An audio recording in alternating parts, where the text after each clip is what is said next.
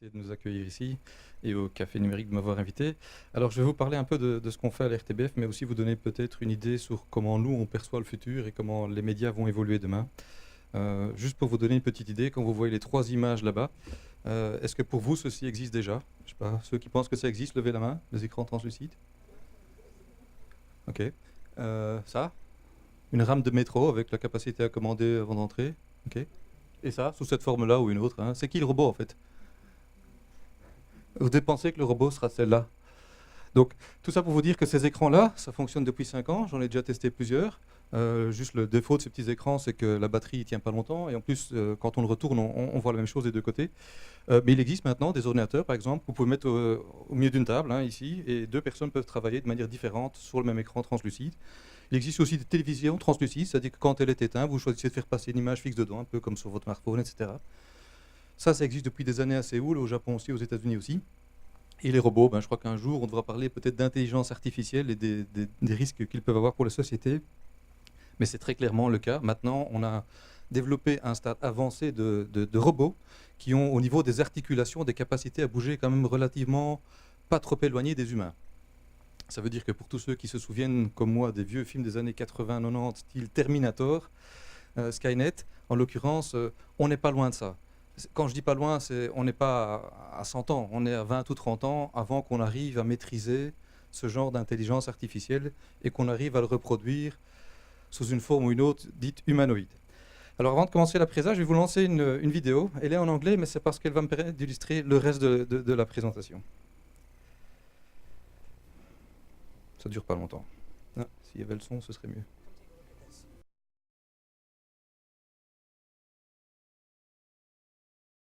The numbers, they keep getting bigger and bigger. The clicks are off the charts. Yeah. Yoshi, it's Walter. We're back. Yes, sir!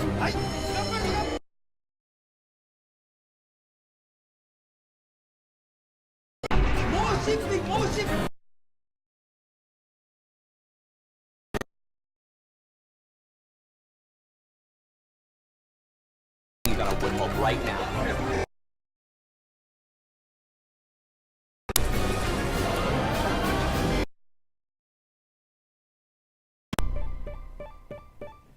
He really loves that thing.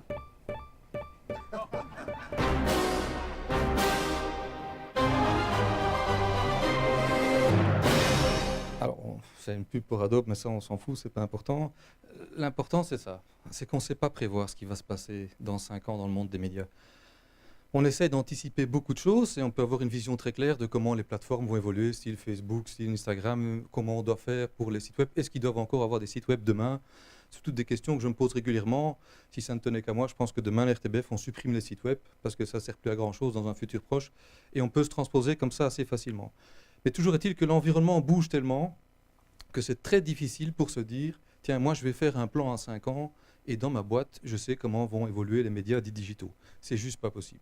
Je fais des plans annuels chaque année et après 6 mois, je les revois chaque année. Donc ça, c'est l'environnement dans lequel on est. Alors très clairement, le contexte pour nous, RTBF, il est le suivant. C'est que on est dans un secteur qui est entre la révolution et l'évolution. À savoir qu'on a des certitudes que peut-être ce qu'on fait dans 3 mois, 6 mois peut encore exister. On a une semi-certitude sur le trafic qu'on peut générer sur Internet, sur la source de ce trafic qui est toujours maintenant essentiellement qui vient de Google ou de Facebook dans certains cas. Tout ça, c'est relativement stable, mais le business se change complètement. Pourquoi il se change complètement? Parce qu'on doit penser multiplateforme. Quand on est dans une boîte comme la RTBF, on pourrait très bien se dire, bon, on fait de la radio depuis 100 ans, de la TV depuis 60 ans, où est le risque, quoi? Demain, on sera toujours là. Alors d'une certaine façon, c'est vrai, demain on sera toujours là. Mais je vais vous montrer qu'après, on pourrait très bien ne plus être là pour une partie de la population. Et dans 10 ans, ne plus être là pour la moitié de la population. Et à ce moment-là, on mourra avec les gens qui sont dans les hospices et qui regardent encore la TV. Donc il faut pouvoir se dire qu'on ne peut plus se contenter d'être ce qu'on a été pendant des années. Il y a le phénomène des millennials, c'est-à-dire tous les gens nés après 1995. On a beau dire ce qu'on veut, ces gens ne sont pas nés avec la télévision, comme ils ne sont pas nés avec le téléphone fixe. Et ils ne reviendront pas au téléphone fixe après être passés au smartphone, ils ne reviendront pas à la télévision quand ils seront grands non plus. Ces gens-là, ils sont perdus.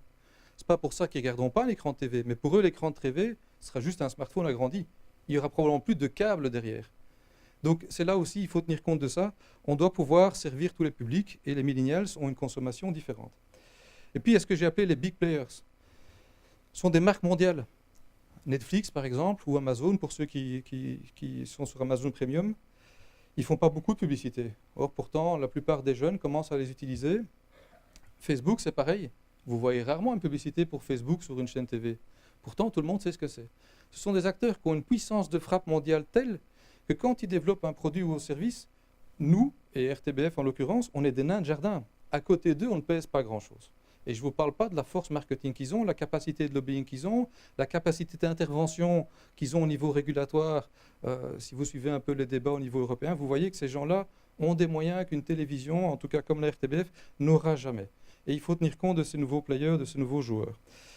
Ça implique aussi que quand on a un groupe média comme la RTBF, il faut penser à des nouvelles compétences. Très clairement, qui aurait cru qu'à la RTBF, on engage des spécialistes, des docteurs en mathématiques, ou bien des gens qui pensent à l'intelligence artificielle? Ou qui aurait pensé que quand on engage des jeunes maintenant, ils sont peut-être spécialistes des réseaux sociaux, mais ils savent utiliser une station ou une régie sur un Mac, et ils n'ont pas besoin d'avoir tout le système que peut driver la télévision en général, ou si on devait faire une émission, on vient avec un car qui fait 20 mètres de long, il y a 40 gars qui sont en train de faire la régie, et on peut faire une émission en live sur la télévision. Maintenant, ça ne se passe plus comme ça. Les gens arrivent sur le marché avec d'autres types de compétences. Le graphiste qui était spécialiste sur Internet il y a 5 ans ne vaudra plus rien demain s'il ne maîtrise pas la 3D, le motion design et des tas de choses comme ça. Et ça vaut pour des tas de compétences ou de fonctions qui doivent évoluer demain. Et quand on est dans un groupe comme la RTBF, que l'on soit un journaliste, un script, un caméraman ou un réalisateur, on doit pouvoir leur donner des perspectives et leur dire, tiens, demain, votre métier, il sera différent. Vous devrez faire un upgrade ou vous devrez acquérir d'autres types de compétences. On aura toujours besoin de vous, mais il faudra faire les choses un peu différemment. Les caméramans qui demain ne feront pas fonctionner des drones vont se sentir un peu lésés. Des caméramans qui demain ne vont pas utiliser un VMix pour faire de la régie, mais en même temps faire la prise de son, la prise d'image, le diffuser en live, etc., vont avoir des soucis. Toutes ces fonctions doivent évoluer. Et dans un environnement comme le nôtre, c'est un élément très important. Et puis il y a le modèle économique. C'est que le modèle économique d'un groupe média aujourd'hui, il est complètement revu parce que nous vivons sur un historique. À la RTBF, 65% des coûts sont représentés par la masse salariale des gens. Mais quand vous êtes une nouvelle structure, un nouvel arrivant sur le marché, vous n'avez pas tout cet historique. Vous n'avez pas des systèmes informatiques qui ont 10 ans. Vous n'avez pas des systèmes de paie, des systèmes de gestion de congés qui sont tellement intégrés et tellement complexes dans la société que ce serait plus simple de les foutre à la poubelle et de racheter un nouveau logiciel à 300 € au macro, ou un macro n'importe quoi, et de l'utiliser directement. Vous avez tout ce qu'on appelle un legacy system qui est très lourd pour une structure. Mais si vous êtes un pure player, vous ne vous emmerdez pas avec tout ça et vous développez votre boîte autrement. Mais nous devons faire avec et ça a un impact très important sur le modèle économique. Donc, quelque part, quand on a un groupe média, comme la RTBF, comme RTC, on est dans un business qui est complètement en mutation ou en transformation constante. Et il n'y a pas de voie de retour. Il n'y a qu'une direction à suivre. Notre vision, et encore une fois, là, on essaie souvent de faire des visions pour 2-3 ans, dans le monde digital, elle est celle que vous voyez à l'écran. Et on se dit déjà que demain, il faudra avoir des outils de recommandation extrêmement puissants pour pouvoir rester en contact avec les gens et pour pouvoir surtout faire en sorte qu'ils utilisent nos contenus. Parce que vous avez beau avoir les meilleurs contenus du monde, le meilleur site internet, si vous n'avez pas de bonnes métadonnées, si elles ne sont pas bien référencées dans Google ou n'importe quel autre moteur de recherche, un DuckDuckGo, un Bing, tout ce que vous voulez, mais ça ne sert à rien, hein. Les gens ne vont pas les trouver. Donc quelque part, la capacité qu'on aura à émettre de la recommandation, qui devra elle-même être suivie par de la personnalisation. Demain, la RTBF doit offrir 4,6 millions de chaînes. Peu importe la forme. Il faut que pour chaque individu, il y ait ce que lui veut voir, au moment où il veut le voir. Et donc le fait d'avoir une programmation dite linéaire, où vous savez qu'à 7h30, il y a le journal parlé, à 8h la météo, etc., ça ne marche plus que pour une certaine partie de la population. C'est indispensable pour ceux-là, mais on doit aussi penser à demain le faire autrement. Si on complète un peu ça, c'est qu'effectivement, c'est ça la chose la plus difficile, c'est qu'on doit pouvoir anticiper un maximum de choses. On ne doit pas sauter dans tout ce qui est nouveau. Mais on doit se poser la question de se dire si ce qui est nouveau va à un moment donné avoir un impact sur une masse suffisamment grande de public. Et ça, c'est la difficulté. Très clairement, on a une mission à la RTBF, c'est de servir tous les publics Et le tous les publics, ça veut dire, on va dire, de 7 à 77 ans, hein, pour le faire comme certains l'ont fait avant nous. Mais c'est très compliqué parce qu'on peut tellement maintenant scinder les publics en différentes cibles, j'utilise des mots plutôt marketing, ou en target, que c'est très complexe de pouvoir servir tous les publics à l'heure actuelle quand on fait un seul contenu. Et je vais vous expliquer pourquoi des fois, quand on pense à un contenu comme The Voice, en amont, on a déjà pensé à le discerner différemment sur Snapchat, sur Facebook, sur Twitter, sur un site internet, sur une application mobile. Et on sait très bien que ce qu'on va produire pour toutes ces plateformes, peut-être que les gens ne vont même pas le regarder en TV, ils vont juste le suivre sur une plateforme en particulier. Et ça, nous devons y penser très vite. Alors ça implique quoi comme nous? Ça veut dire d'abord on essaie d'être présent sur un maximum de plateformes, on développe des communautés. Hein, j'entendais tantôt, on disait, tiens, chez RTC, on a développé des pages pour chaque émission. On a fait ça aussi il y a 7-8 ans. On arrête ça maintenant. On avait 250 pages Facebook.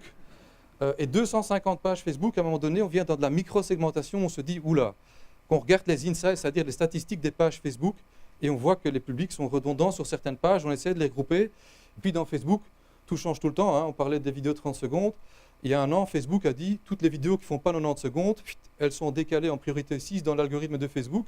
Donc si vous faites une vidéo trop courte, vous avez peu de chances que quelqu'un la voie. Et ils ont dit maintenant il faut faire des vidéos de 5 minutes, juste 90 secondes jusqu'à 5 minutes. Et quand on discute avec eux, déjà ils se disent, parce qu'on a essayé de les rencontrer, on a été les voir, la Belgique, ils ne savent même pas où c'est sur la carte. Et puis ils se disent, ah Belgique, c'est Europe, Europe ça ne rapporte pas d'argent, donc on ne fera rien avec vous.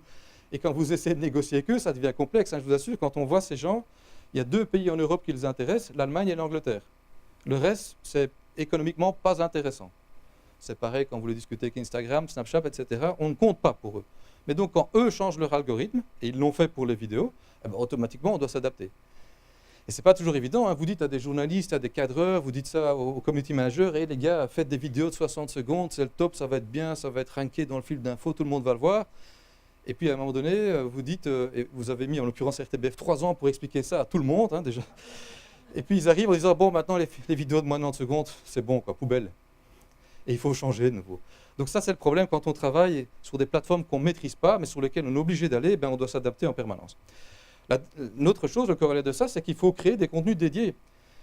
Si on transpose un contenu que la TV ou la radio a fait sur une plateforme comme Facebook ou bien sur Twitter, sur Instagram, enfin Twitter c'est mort, je ne devrais plus parler de Twitter, c'est un truc... Mais ça ne sert à rien d'être transposé comme ça, il faut les refaire. Si vous ne les refaites pas, mais les gens ne vont pas les regarder. Prenez un extrait du JT, 3 minutes, tapez-le sur Facebook, on l'a déjà fait de nombreuses fois, personne ne le regarde, il faut le réécrire. Il faut déjà supprimer le son, il faut mettre des sous-titres, et on n'a plus besoin de voir l'animateur, enfin le présentateur. Il faut tout refaire différemment. Et donc créer des contenus dédiés pour la plateforme et les usages que les gens en font, ça demande aussi toute une stratégie qui doit évoluer en permanence. Alors pour nous, ben, clairement, quand on se dit ça, le défi pour les RTBF, c'est qu'il faut essayer d'anticiper les choses. Ça veut dire quoi? Ça veut dire sortir de sa zone de confort. Il faut voir les choses différemment. Il faut aller dans des zones qui souvent pour nous sont complexes. Quand il faut expliquer aux journalistes que le billet qu'ils ont écrit pour la radio c'est bien, mais c'est juste mauvais s'il devait être écrit pour être sur Internet, le journaliste il est un peu stressé. Il se dit mais enfin ça fait 40 ans que je fais ça, pourquoi ce serait pas bon? Et si on lui dit que la vidéo qu'on sait faire de 2 minutes 50 pour être sur Facebook elle est encore moins bonne, là il est foutu. Et il faut expliquer aux gens de se dire mais on a besoin de vous, il faut juste pouvoir le faire autrement parce que les contenus ne se consomment pas de la même façon. Est-ce que vous savez, nous à l'RTBF, on voit que 88% de nos vidéos sont consommées sans le son. On est un groupe média et on se dit merde, on a fait des vidéos, il n'y a pas de son, quoi. C'est quand même dur. Et il faut pouvoir expliquer ça aux gens. Et on leur dit de toute façon, si vous mettez du son, très bien, mais nous on ne va plus les diffuser parce qu'on sait que les gens ne les regardent pas. Tout ça, ça implique des choses dont on doit se dire, voilà, il faut essayer d'anticiper. Heureusement, on avait vu déjà depuis 3 ans que le son, c'était plus trop ça sur Facebook. On avait vu aussi qu'il fallait plus des formats 16:9, mais il fallait des formats carrés, verticaux, etc., un peu comme sur Snapchat. Et on essaie de changer ça. Donc l'anticipation, c'est important.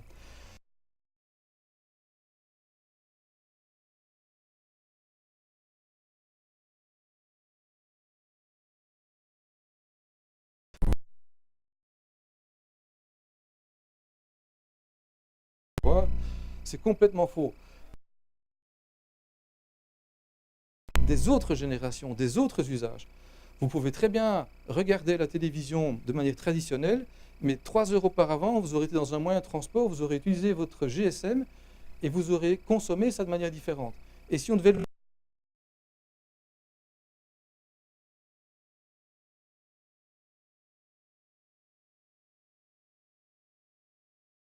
quelqu'un, en l'occurrence, nous on se voit toujours comme celui-là, mais comme il dit, enfin ici il dit fuck you au grand, je crois qu'il faut des fois se dire, ok, on n'a peut-être pas la capacité financière d'un Facebook, on n'est peut-être pas Apple, on n'est pas Samsung, mais on peut faire des choses et on peut en faire certaines mieux qu'eux.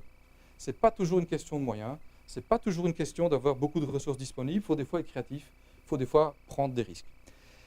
Ça, c'est des choses auxquelles on est confronté tout le temps. Je vous montre ici quelques chiffres, c'est que vous regardez un peu la moyenne d'âge des gens qui nous suivent sur les vieux médias, comme on les appelle. Hein, vous voyez que sur la une, la moyenne d'âge des gens qui regardent le journal à 13h, ils ont 64 ans.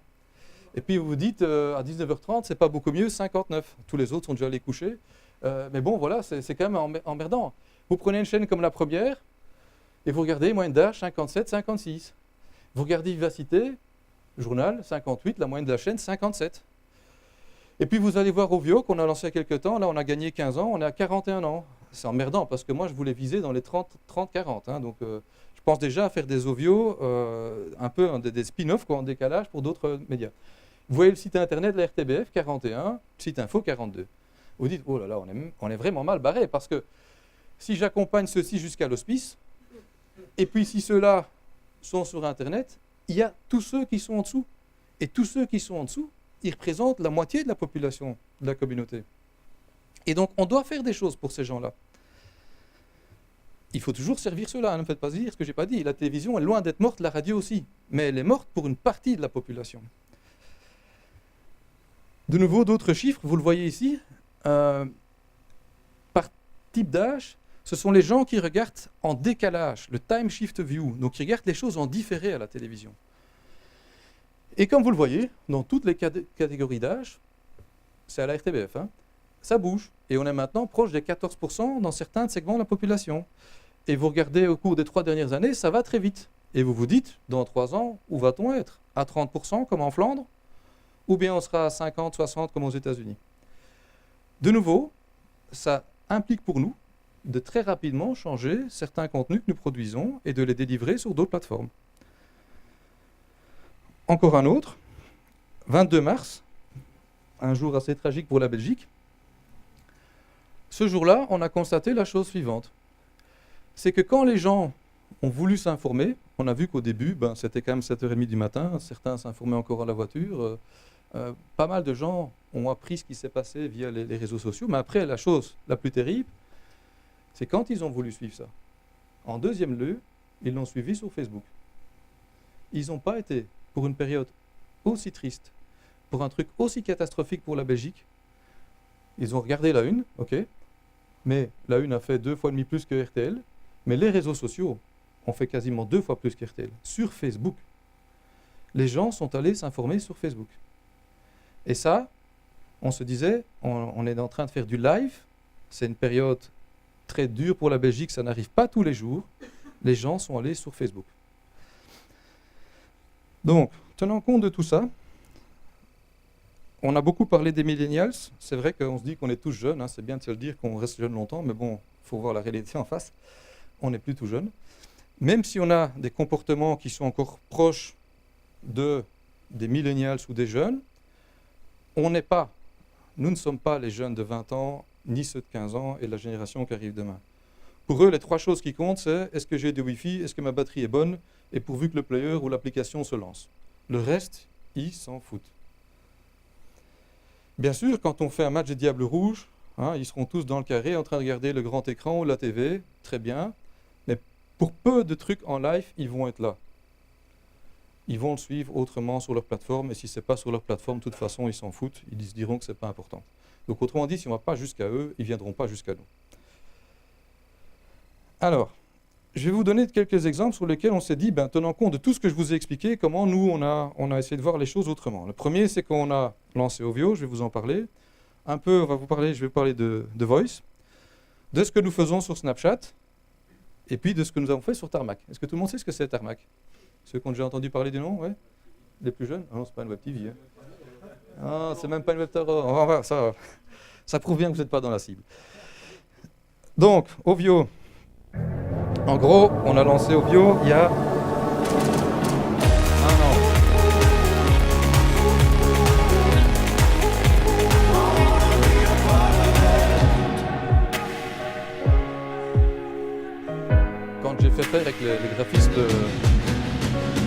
design et le cercle, je me disais ça ressemble à rien. Puis tantôt j'ouvrais mon Coyote et je me dis merde, ils ont un cercle quasiment identique, c'est juste que la couleur est différente. Comme quoi on croit toujours inventer, mais c'est pas le cas. Quand on a fait Ovio, qu'est-ce qu'on voulait? On s'était dit la RTBF doit aussi transposer ses contenus sur d'autres plateformes qu'on appelle OTT, over the top. Netflix, c'est un acteur over the top. Autrement dit, qui est diffusé sur des plateformes qui ne sont pas la télévision à la base et qui ne sont pas sur les médias traditionnels. On s'est dit, la RTBF doit aussi être présent. Il y avait un très bon exemple dans le monde, je trouvais qu'il était européen, c'est le BBC iPlayer, qui a atteint une renommée telle qu'il est plus vu que la télévision en Angleterre. Pourtant, la BBC, c'est une institution. Et on s'est dit, nous devons être présents sur des plateformes digitales et nous devons pouvoir offrir des contenus allant du linéaire au non linéaire. Donc on a lancé Ovio à l'époque, qui était pour nous une révolution. C'était un player. Fini, quand on allait d'un site à l'autre, d'une application à l'autre, on avait toujours des players différents. On n'en avait plus qu'un. C'était le même. La même marque. On a créé une marque digitale, RTBF Ovio, qui deviendra Ovio bientôt. Et on voulait pouvoir montrer tous nos contenus. Ça impliquait d'avoir une interface ergonomique, responsive design, HTML5 pour les puristes. Ça impliquait aussi d'avoir des très bonnes métadonnées sur nos contenus, parce que sinon, quand les gens arrivent, ils ne les retrouvent pas. Ça impliquait de développer des moteurs de recommandation. Et puis finalement, on s'est dit, bon, on va mettre l'audio, on va mettre la vidéo, et puis on va aller acheter des contenus dédiés. Et il y a plein de contenus qui passent sur Ovio, qui ne passeront jamais en TV. On a lancé ça il y a 1 an. Là, vous voyez, on a les apps, on a tout ce qu'il faut. En fait, vous prenez n'importe quel contenu, de la console de jeu ou il y a une Chromecast où vous voulez, l'écran s'adapte automatiquement. Quelque part, ça vous montre le même contenu identique. Et d'ici peu, si vous utilisez maintenant les systèmes d'authentification à la RTBF, et au 1er décembre, je vous le dis déjà, pour ceux qui utilisent Ovio, il faudra s'authentifier tout le temps, mais ça vous permettra, quand vous regarderez un film ou une émission, de la quitter sur votre écran TV, sur votre écran Internet, sur votre PC, quoi, et puis d'arriver sur le mobile et de reprendre exactement là où vous étiez. Donc on va offrir ça. On a préparé toute une offre payante pour offrir des séries à la Netflix, pour offrir des docus, pour offrir des contenus sportifs qui ne passeront même pas en TV. Donc on rentre aussi dans un monde qui n'était pas le nôtre, mais où finalement on va offrir des contenus linéaires, mais aussi non linéaires. Et ça va permettre de faire descendre la moyenne d'âge d'Ovio. Vous voyez, là, elle est à 41 ans. On espère pouvoir la faire descendre au moins un bon 10 ans. Ça, c'est pour ceux qui ne l'auraient pas vu sur un site. Et suivez un peu ce qu'il y a au-dessus. Il est marqué, vous voyez, là, mon Ovio. Maintenant, vous pouvez déjà vous authentifier. Souvent, quand on passe des matchs de Diable Rouge, des trucs de rallye ou des commissions d'enquête, il faut s'authentifier. S'authentifier, ça veut dire s'inscrire, mettre son nom, etc. Une fois que vous l'aurez fait, vous serez reconnu. Mais très clairement, 1er décembre, ce sera obligatoire sur tous les sites de la RTBF. Pourquoi? Parce que ça va nous permettre de vous faire la meilleure recommandation possible. Ça va nous permettre aussi de vous dire que si vous avez regardé Plus belle la vie, on aura un autre feuilleton qu'on pourra vous recommander qui correspond à ça. Après, libre à vous de le choisir ou pas. Mais au moins, on aura pu personnaliser un peu votre approche d'utilisation de ça. Alors, je vous montre déjà ce que ça donne maintenant sur Ovio. Vous le voyez, 82% des contenus qui sont regardés sont des contenus vidéo.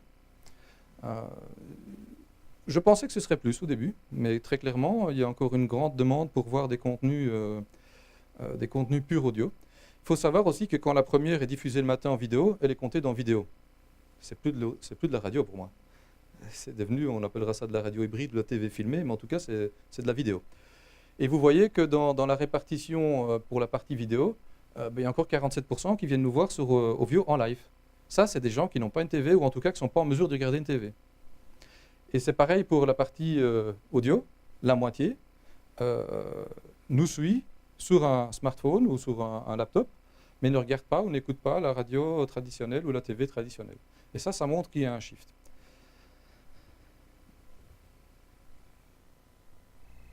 Donc, ce qu'on a réussi à faire après 1 an sur Ovio, c'est ce que vous voyez là. On améliore constamment notre offre de contenu et je vous dis, on négocie actuellement pour acheter des contenus qui ne passeront pas en TV. On fait des web-séries, par exemple. Je ne sais pas si vous êtes familier avec nos web-séries. Quelqu'un a déjà entendu parler des web-séries de l'RTBF? Ouais.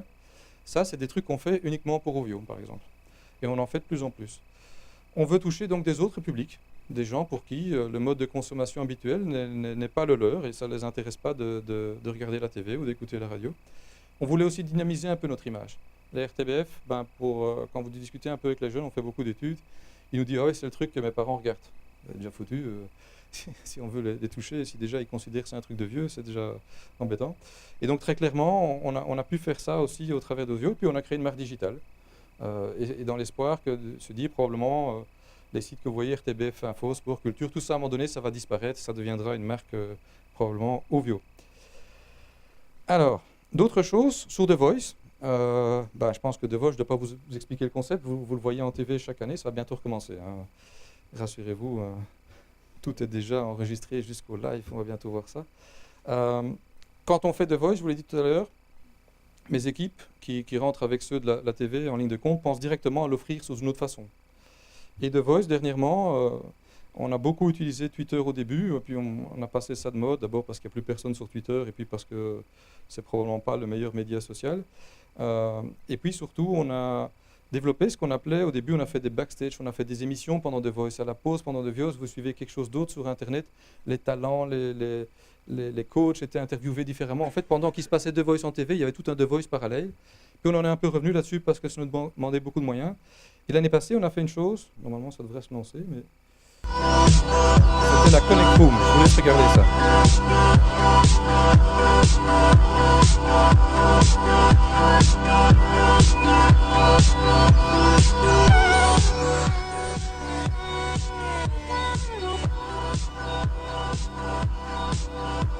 En gros, vous l'avez jamais vu, mais les gens qui venaient voir The Voice, si vous les regardez sur les réseaux sociaux, on avait ce qu'on s'appelle une Connect Room dans lequel Walid et d'autres, les chanteurs, il y avait un The Voice parallèle en fait. Et on communiquait avec les publics sur Snapchat, sur Facebook, sur Twitter aussi un peu. Je sais bien que toi tu es un fan de Twitter. Et des gens ne regardaient que ça en fait. Certains qui étaient là ne suivaient pas du tout l'émission. Et là on avait un The Voice parallèle. Vous voyez, ils venaient chanter, etc. Et c'est ce qu'on essaie de faire. On a aussi développé beaucoup de choses avec Snapchat. On donnait des comptes Snapchat aux talents de The Voice. Et ils s'en servaient pendant les coulisses, un peu avant, un peu après. Et on a développé tout un univers autour de The Voice. Et donc pour plein de gens, The Voice, c'est ça en fait. C'est pas le truc qui passe en TV.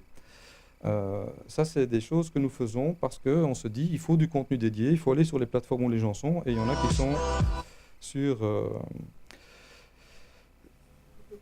d'autres réseaux. Et puis on a beaucoup investigué depuis 3 ans, mais il y a 2 ans, on a mis le paquet, Snapchat. Alors, qui utilise Snapchat ? Pas des masses. Il n'y a pas de honte. Hein. C'est ce que j'allais dire. C'est que, voilà, si vous n'êtes pas sur Snapchat, c'est que vous avez passé les 35 ans. En gros, Snapchat, si on va dessus, c'est pour la raison que vous voyez là, c'est l'audience. 63% des gens sur Snapchat ont moins de 25 ans. Et en Belgique, ça représente quand même un gros paquet de gens. Ça représente quand même 800 000 personnes de qui on ne veut pas se déconnecter. Et puis quand on voit Snapchat, il y a une autre particularité très belge, c'est que dans le monde entier, ça c'était en 2015, mais j'ai eu la confirmation c'est toujours le cas, la Belgique est quasiment le 2e ou le 3e pays où on utilise le plus Snapchat, toute proportion gardée, bien plus qu'aux États-Unis. Alors c'est des chiffres qu'on ne peut pas donner, mais en Belgique, il y a 1,4 million de gens sur Snapchat. C'est pas mal. Ça fait, toute proportion gardée, par rapport à la tranche d'âge, beaucoup plus que sur Facebook. Et donc ça, c'est une des raisons qui fait qu'on s'est dit, sur Snapchat, on doit faire des trucs. Alors on a fait plusieurs trucs. Le premier, c'est que, il y a bien 2 ans maintenant, on a annoncé de manière tout à fait secrète un Snapchat d'infotainment. Le son, comme je vous dis, sur Snapchat, on s'en fout. Ça s'appelait Newsbank. On n'a rien dit à personne. On l'a lancé. Et les gens l'ont trouvé. Et on a eu des dizaines de milliers de gens qui nous suivaient tous les jours sur Snapchat. Alors pourquoi on a fait ça ? Parce qu'on avait combiné l'information et l'infotainment, en fait. On a voulu amener une information qui n'est pas celle que les journalistes préparent, mais une information qui contenait autant de trucs buzz, people, qu'on n'aurions jamais traités dans une rédaction normale, mais qui concernait quand même des faits d'actualité, mais présentés différemment. Vous voyez, on utilisait beaucoup les émoticônes, les emojis, etc. On utilisait les filtres.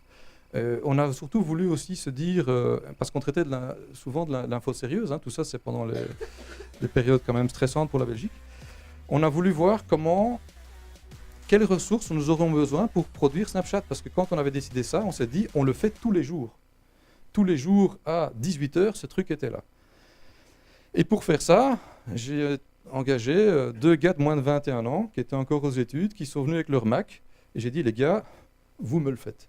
Si j'avais dû le faire en interne, je ne l'aurais jamais fait.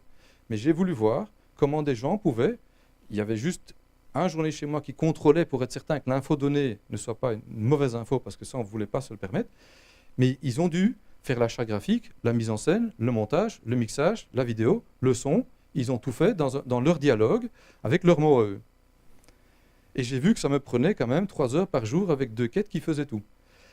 Si j'avais dû faire appeler ou demander à chaque corps de métier de venir, j'aurais eu probablement 8, 9, 10 personnes et ça m'aurait pris 2 jours pour le faire, ce qui n'est pas possible sur Snapchat. Puis après ça, on s'est dit, ça marche bien, je vais en faire un autre.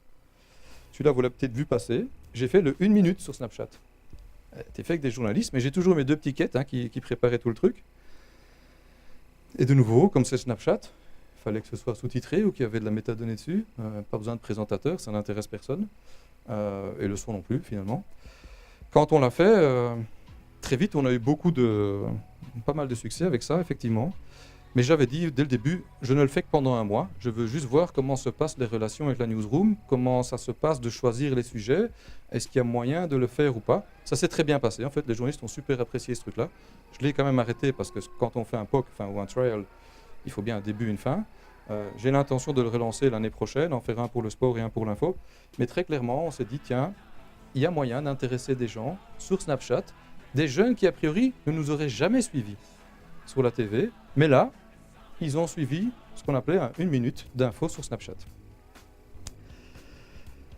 On en a fait d'autres. The Voice, je vous l'ai dit, on l'a beaucoup utilisé. L'année passée, durant les lives de The Voice, on demandait aux talents de le faire pour nous.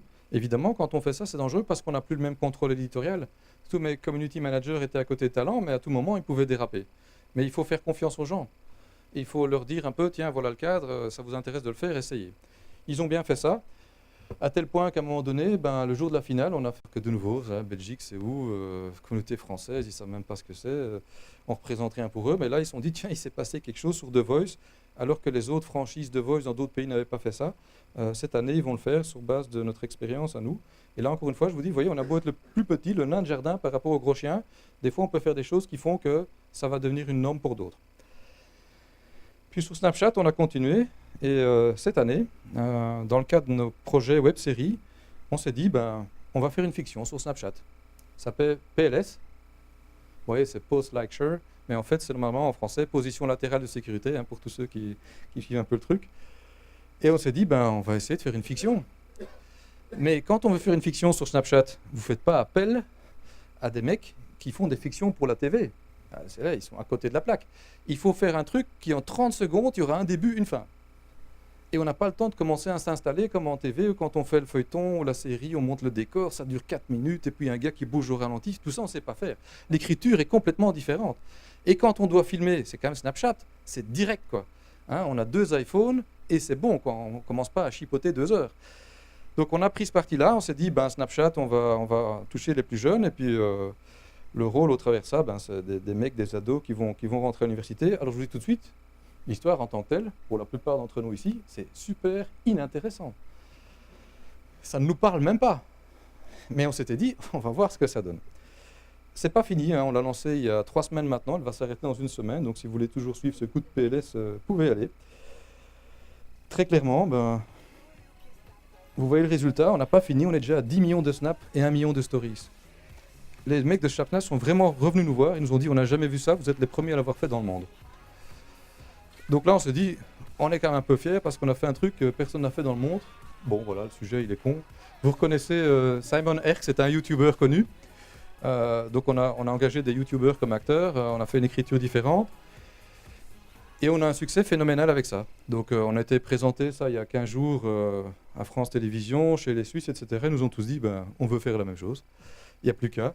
En tout cas, nous, on l'a fait avec 80 000 €. En payant tous les acteurs, en montant, production, etc. Et on est content de l'avoir fait. Donc de nouveau, là, en voulant innover, en prenant les choses sous un prix, c'était un pari de faire une fiction sur Snapchat. Parce que qui voudrait aller faire une fiction sur Snapchat? Mais quelque part, voilà, ça a marché. Quand on fait un truc sur Snapchat, et on ne fait pas de promo, on ne sait pas dire. Pour ceux qui utilisent, il faut nous trouver par hasard, et puis c'est le bouche à oreille. Mais 10 millions de snaps en quelques jours, ça le fait, quoi. Non, il y a du son. Mais on voit que les gens ne mettent pas beaucoup le son. Parce qu'en fait, sur Snapchat, on sait voir ça dans les insights. De même que je vous dis toujours, quand vous regardez un truc sur Snapchat, on sait voir le nombre de personnes qui ont fait des print screens, on sait voir le nombre de personnes où ils se sont arrêtés, etc. Donc vous avez une vue très, très complète de l'usage qui en est fait. Et puis on a fait un autre truc sur Tarmac.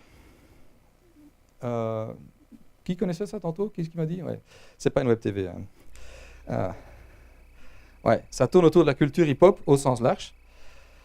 Sachant qu'on s'était dit à un moment donné, toujours dans notre esprit de vouloir se raccrocher à un public jeune, on a fait un peu des études qui nous ont dit, tiens, sur toute cette tranche d'âge de moins de 24 ans, quel est leur point commun?